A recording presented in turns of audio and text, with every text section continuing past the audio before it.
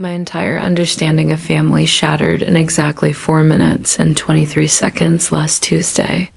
My name is Elena Rostova, I'm 32, and the notification that ruined my life arrived with a simple, mocking caption from my younger sister, "I think you should hear this." She included a laughing emoji. That audio file destroyed 3 decades of trust. In the clip, my parents were laughing. Not with me, but at me. "She actually thinks we care about her," my mother said, her voice light and airy. "We just care about the checks," my father chimed in, calling me gullible. My sister Chloe asked how long the gravy train would last. For 8 years. I thought I was the dutiful daughter. I realized I was nothing more than a bank account with a heartbeat.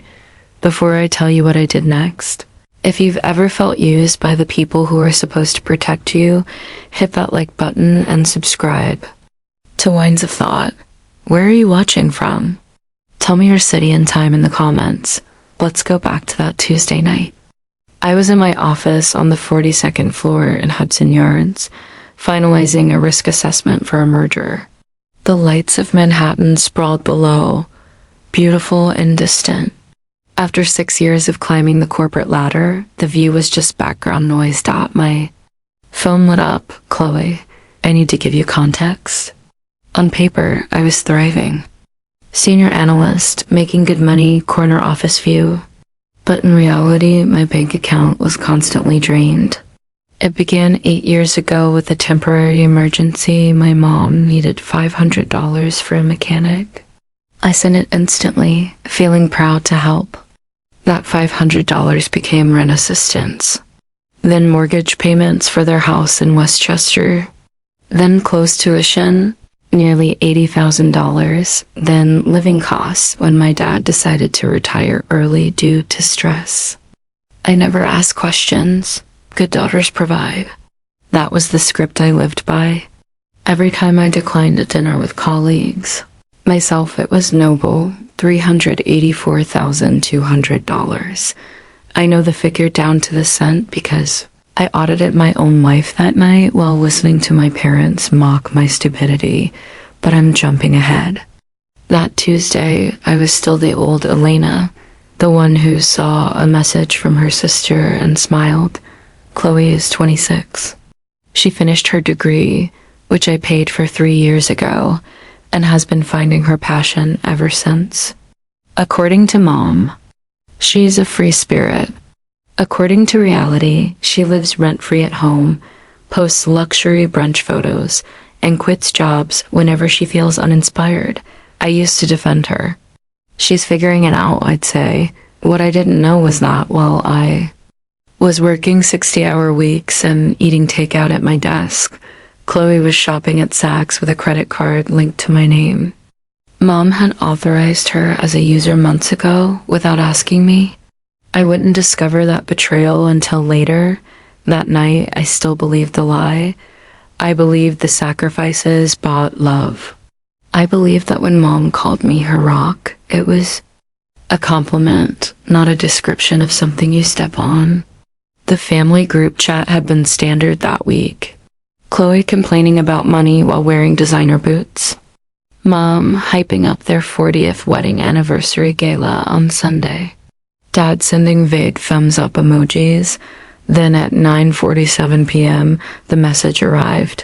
"I think you should hear this." File. Kitchen confidential. And 4A. I should have waited. I should have gone home, poured a drink, and braced myself.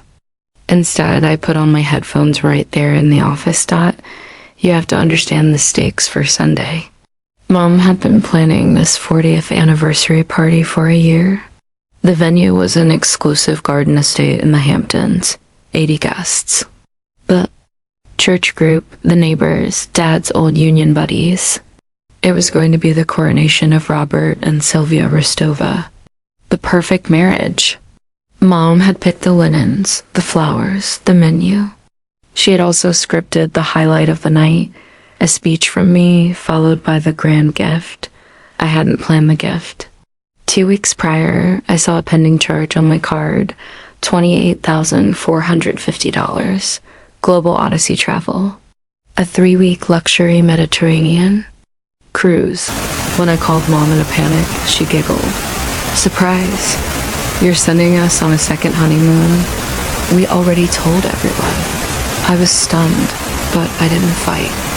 Conflict avoidance was my survival mechanism. So the plan was to show up Sunday, give the speech, hand over the tickets, and let them bask in the applause while I footed the bill. Then Chloe sent the file, and the illusion disintegrated in under 5 minutes. I pressed play.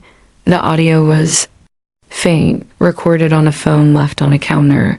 Judging by the clinking of ceramic, I knew the sound of that kitchen.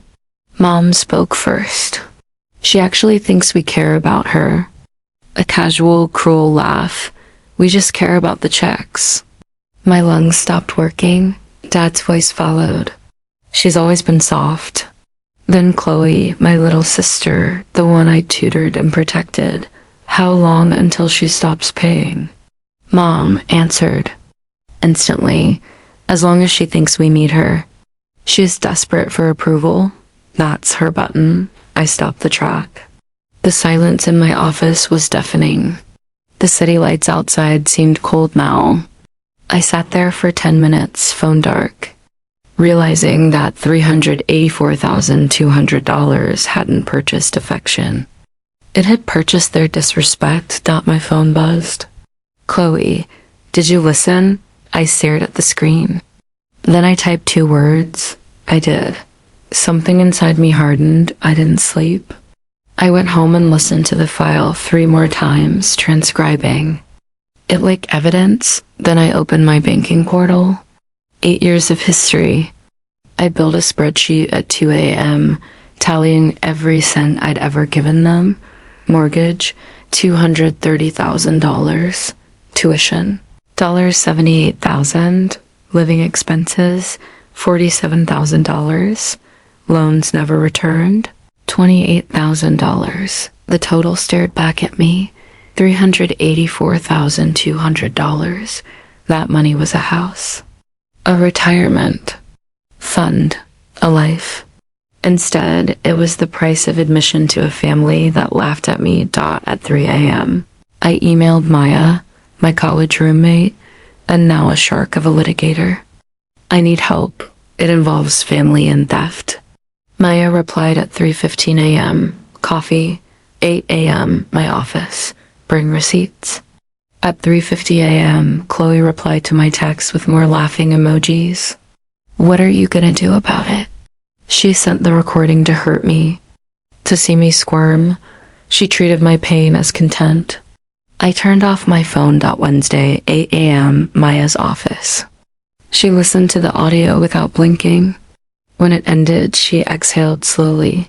Financial abuse is ugly, Elena, but this is calculated. Is it legal? I asked.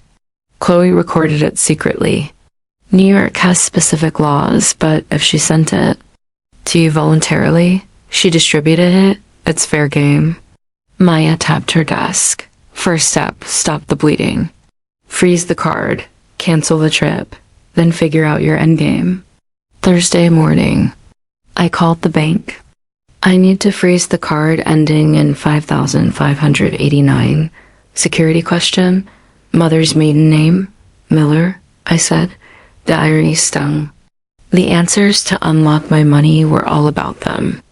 Card frozen, the agent confirmed. Next call. Global Odyssey travel. Cancel reservation number 8,842. Unauthorized charge.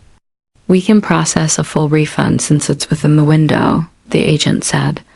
$28,450 will return to your account. 2 calls. 20 minutes. 8 years of chains, broken. At 9 a.m., a notification popped up. Transaction declined.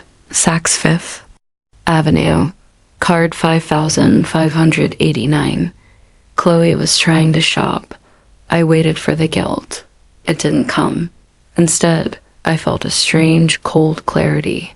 For the first time, I wasn't asking, what will Mom say? I was asking, what do I need? Thursday, 2 p.m., Mom called. I let it ring twice. Elena. Her voice was syrup. Is something wrong with the credit card?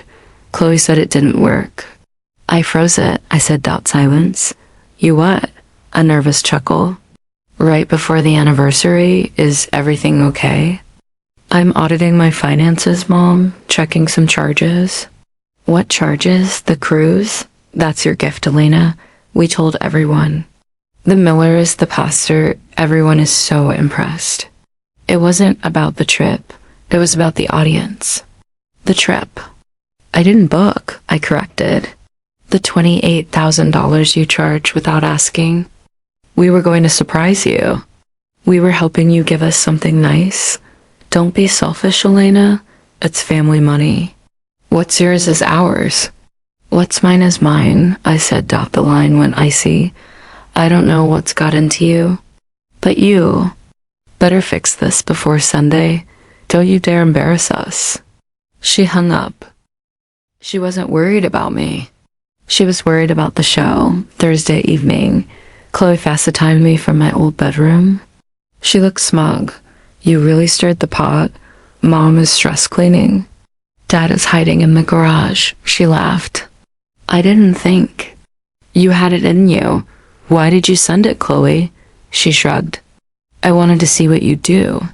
You're always so perfect, Ms. Responsible. I wanted to see you crack. So it was entertainment. Don't be dramatic. I thought you'd cry, apologize to Mom, and pay up. I didn't think you'd actually do anything. What did they tell people about the money?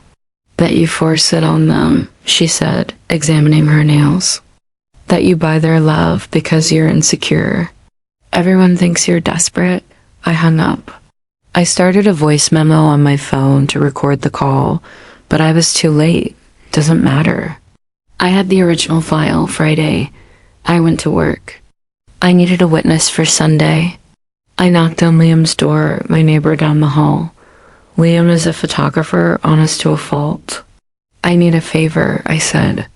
I need someone to come to a family event. I need a neutral party, a witness. Liam looked at my face. You look like you're going to war. I might be. I'm in. Saturday was a barrage. Texts from aunts, cousins, grandma. Mom had spun the narrative fast. I was the unstable, selfish daughter, but one voicemail was different. Nana Rose, my grandmother. Elena, it's Nana. I don't know what's happening, but be careful. Your mother is ... resourceful. I've seen things over the years. Trust your gut. Sunday, 10 a.m., Mom called. Last chance, Elena. You show up. You give the speech I wrote. You present the gift. Or I call your boss and tell him you're having a mental health crisis. I'll tell him you're paranoid. Who will they believe? The worried mother or the stressed employee? I should have been scared. Instead, I asked, are you recording this, Mom? What? Because I am. Silence. I have a recording of you blackmailing me. I'm building quite a library. She hung up instantly. Sunday, 5 p.m., the Hamptons. Liam drove. I held a black binder in my lap. Inside, the spreadsheet, the transcripts, the metadata. The venue was stunning. White tents, crystal glass, a banner. Reading 40 Years of Love. My mother stood at the entrance, radiant in silk, playing the perfect hostess.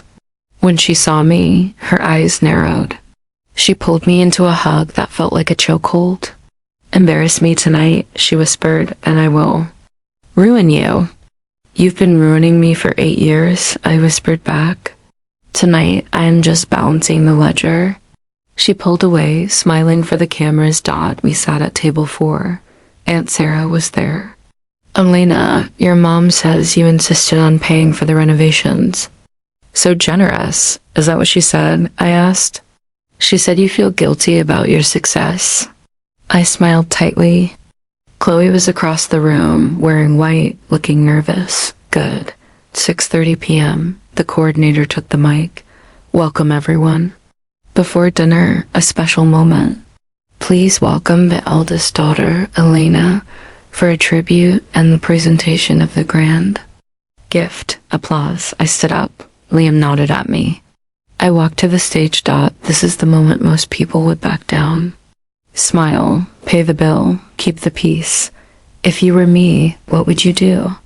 Comment, speak, or silence below. I took the microphone. The spotlight was blinding.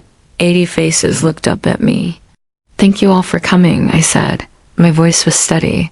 40 years is a long time. I have many memories of this family. My parents relaxed. I was sticking to the script. But tonight, I want to talk about the present, about what family actually costs. Confusion rippled through the room. 8 years ago, I started sending money home. Mom needed help. Dad retired early. Chloe needed tuition. I was happy to do it. I looked at my mother. Her smile was frozen plaster. I calculated the total recently. $384,200. Gasps. A fork clattered onto a plate. That's what I've paid to be part of this family. Let's break it down. I opened the black binder. Mortgage, $230,000. Tuition for Chloe, $78,000. I looked at my sister. You're welcome, by the way. Elena, sit down. Mom barked from the head table. Living expenses, $47,000, I continued. Mom stood up, knocking her chair over. She's sick. She's having a breakdown. I'm not sick, I said into the mic. I've never been clearer. And the money isn't even the worst part. I plugged my phone into the O cord on the podium. Mom says I'm lying. She says I'm unstable. So let's listen to the truth. I hit play. Mom's voice boomed through the speakers. She actually thinks we care about her. We just care about the checks. The room went completely silent. No one breathed. Dad's voice. She's gullible. Chloe's voice. How long until she stops paying? Mom again. As long as she thinks we need her, that's her button. I let it play until the laughter died out. Then I cut the feed. It's not a breakdown, I said to the silent crowd. It's a recording, sent to me by my sister Chloe last Tuesday. She thought it was funny. All eyes turned to Chloe. She shrank. Into her chair, tears starting. Uncle Mike stood up. Sylvia, is this real? It's fake. Mom screamed, rushing the stage. She edited it. It's time-stamped, I said calmly. I looked at my parents. You wanted a speech? Here it is. I'm done. The bank is closed. I placed the binder on the table. You ungrateful brat. Mom lunged at me, but Dad caught her arm. He looked pale, defeated. I'm not ungrateful, I said. I'm just awake. I stepped off the stage. The room was chaos. People arguing, checking the binder, staring at my parents with horror. Nana Rose remained seated, looking at me with a nod of approval. Mom blocked.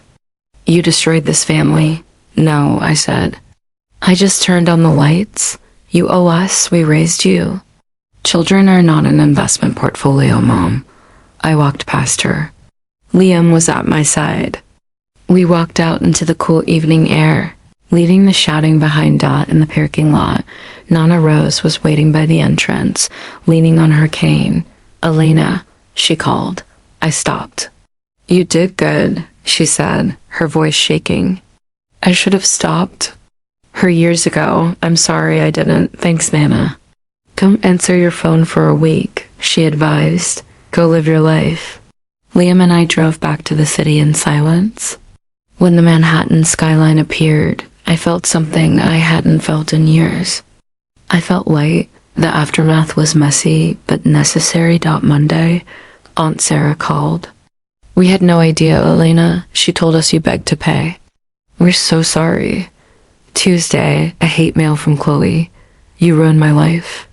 I blocked her. Wednesday, the venue billed my parents. Since I didn't pay, they had to refinance the house to cover the party costs. A place with 2 bedrooms and a balcony, bought with the money that used to go to them. I have a guest room now. 6 months later, Dad emailed me. He apologized. He's in therapy. We meet for coffee sometimes. He's trying. Mom never apologized. She maintains she's the victim. I haven't spoken to her or Chloe since that night. That's okay, Dad. I learned that boundaries aren't about punishing others. They're about protecting yourself. If love comes with a price tag, it's not love, it's a bill. I'm sitting in my new living room writing this. It's quiet. It's mine, and for the first time, I'm an adult. What about you? Have you ever had to choose between your peace and your family? Tell me in the comments. And if this story resonated, share it with someone who needs the courage to say no. Until next time, stay free.